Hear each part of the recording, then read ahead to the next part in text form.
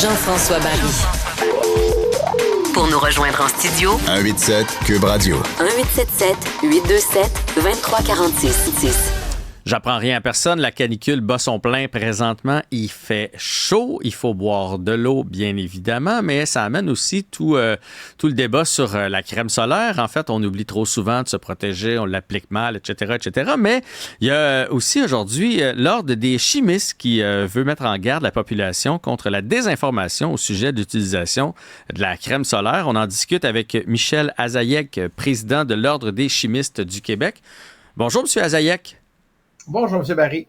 Je me questionne à savoir pourquoi on veut parler de ça aujourd'hui. D'où arrive la désinformation? Parce que moi, honnêtement, je suis un pêcheur, j'aime bien travailler à l'extérieur. La crème solaire me suit et je lui fais confiance. Je suis pas quelqu'un qui regarde mon tube en me disant est-ce que ça fonctionne ou ça fonctionne pas. Dans ma tête, ça fonctionne. Alors pourquoi on sort aujourd'hui du côté de l'Ordre des chimistes du Québec?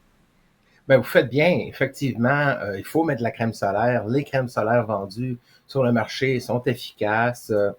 Rien à dire là-dessus. Cependant, il y a plusieurs YouTubers, TikTokers, influenceurs, influenceuses qui vont dire publiquement que, bon, vous n'avez pas besoin de crème solaire, c'est nocif pour la santé, n'en appliquez pas ou appliquez une toute autre crème, je vais taire les noms là pour pas en faire la promotion, déjà qu'ils en ont assez. Alors, moi, je tiens à rassurer la population. Les crèmes solaires qui sont vendues, il y en a deux familles, si on veut. La famille, bon, des oxydes de zinc, oxydes de titane, qui, dans le fond, réfléchissent. Les rayons du soleil fonctionnent très bien.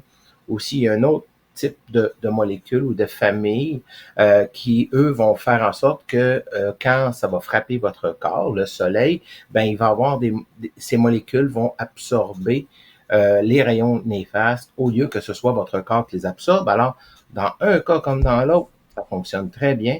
Et puis, chacun de ces produits ou de ces des molécules qu'on utilise est sécuritaire parce que il y a des monographies qui sont faites à ce point. Donc, il y a des quantités à respecter dans ce qu'on met pour la crème solaire. Donc, c'est très, très sécuritaire. Monsieur Azaïek, question que les gens comprennent bien où est-ce qu'on s'en va avec les influenceurs, influenceuses. On a sorti justement l'extrait d'une influenceuse qui s'appelle Victoria Colt qui s'est lancée, elle, étant experte ou non, dans une explication sur la crème solaire. On écoute. Vous allez me demander, Victoria, alors est-ce que je peux mettre de la crème solaire? En fait, la crème solaire contient beaucoup plus d'ingrédients qui sont nocifs et toxiques pour la santé, qui viennent pas juste perturber nos hormones, mais vient créer, une oxydation de la peau, 2, perturbation des hormones et du système endocrinien, et 3, une inflammation. Conseil pour protéger votre santé, c'est de limiter et en fait d'éviter complètement les huiles de canola, les huiles végétales telles que l'huile de maïs, l'huile de soya, l'huile de palme. Bon, elle se dit naturopathe. Donc, vous répondez quoi à ça? De un, à ces informations et de deux, à comment ça se fait qu'on laisse ces gens-là qui ont une tribune quand même influencer certaines personnes parce qu'il y a des gens qui vont les croire et les écouter. Alors, à partir de là, nous, ce qu'on peut faire, c'est justement le dénoncer. C'est ce qu'on a fait ce matin, justement, via notre communiqué de presse. C'est de faire attention à ce genre de personnes-là qui vont aller publiquement dire des choses qui ne sont pas prouvées, il n'y a pas de fondement, il n'y a rien de scientifique derrière ça. Dites-vous bien que si une personne est un professionnel, membre d'un ordre, puis qui va aller dire quelque chose comme ça publiquement, vous savez, on est imputable de ce qu'on peut dire. Mm-hmm. Certaines personnes ne le sont pas, puisqu'elles ne sont pas professionnelles. Elles se disent, on galvaude beaucoup le mot expert ou le mot, bon, bien sûr pour les influenceurs, etc., mais dans le fond, il n'y a aucune profondeur à ce qui est dit là. Il n'y a aucun fait scientifique. Fiez-vous justement à ceux qui sont là pour vous protéger, dont les autres professionnels. On est là pour protéger le public, entre autres via l'exercice de nos membres, des chimistes, et aussi de la chimie en général. C'est la raison de notre sortie de ce matin, parce que ça peut être dangereux. Alors, que ce soit les coups de soleil ou que ce soit, bien sûr, le développement de mélanome, vous savez, nos collègues dermatologues sont sortis dernièrement pour dénoncer ce genre de TikTok ou d'influenceurs de ce genre. Bien malheureusement, ça existe. Il y en a beaucoup, et il y en a beaucoup dans différents domaines, et surtout, et bien malheureusement, dans le domaine de la science, et on se fait un devoir, nous, de de bien sûr faire des sorties publiques lorsque nécessaire à ce niveau-là.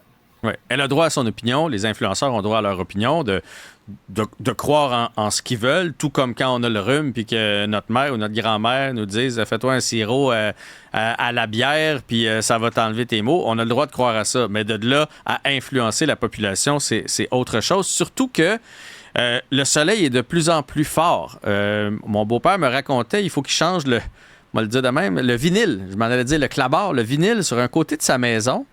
Parce qu'il a décoloré, puis quand il a appelé la compagnie, parce qu'il y avait une garantie là-dessus, la compagnie a dit c'est pas de mauvaise qualité, on en change beaucoup parce qu'on va devoir changer nos façons de faire à cause du soleil. C'est la façade de la maison qui est ensoleillée toute la journée et le soleil est de plus en plus fort. Alors imaginez si c'est fort pour le clabard, à quel point ça peut être fort pour notre peau. Bien, effectivement, de galvauder les choses comme ça, vraiment, c'est là où est-ce que c'est dangereux. D'autant plus que encore pire, c'est nos jeunes, nos adolescents qui écoutent ça et puis qui se disent, bon, ben regarde, j'ai pas besoin de mettre une crème parce que. Et puis, ils vont dire, je l'ai entendu, c'était un expert, c'était une experte.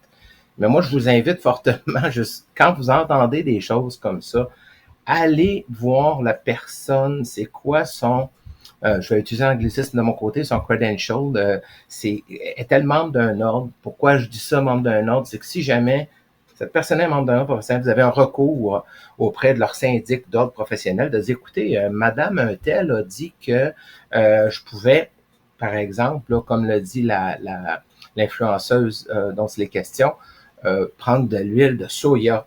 Est-ce que c'est vrai que je peux prendre ça au lieu de la crème solaire? Et supposons que cette personne est dermatologue, membre de l'ordre du collège, ou membre de l'ordre des chimistes, ou membre des pharmaciens. Ben, il y a un recours du public pour vous protéger qu'il s'indique. Alors nous, tous les professionnels, c'est à eux qu'il faut le demander. Si vous avez une réponse sincère, honnête, et de laquelle on sait qu'on est imputable, demandez-le à un professionnel, que ce soit pharmacien, dermatologue, chimiste, etc. Les influenceuses, bien sûr, malheureusement, ou influenceurs, n'ont pas toute cette capacité-là. S'ils l'ont, tant mieux. J'aurais plus tendance à croire ces personnes-là qui sont membres d'un ordre professionnel de dire oui, vous pouvez prendre autant de ci, autant de ça, ou peu importe. Mais là, une campagne de peur à cause de certaines molécules qui sont mises dans un produit qu'on appelle la crème solaire. Effectivement, c'est des molécules, mais il y a un pourcentage de chacune de ces molécules-là qui doit entrer dans la composition du produit final. Et puis, il y a des limites à ne pas dépasser. C'est dans la monographie, Santé Canada les publie. Les 17 molécules sont là.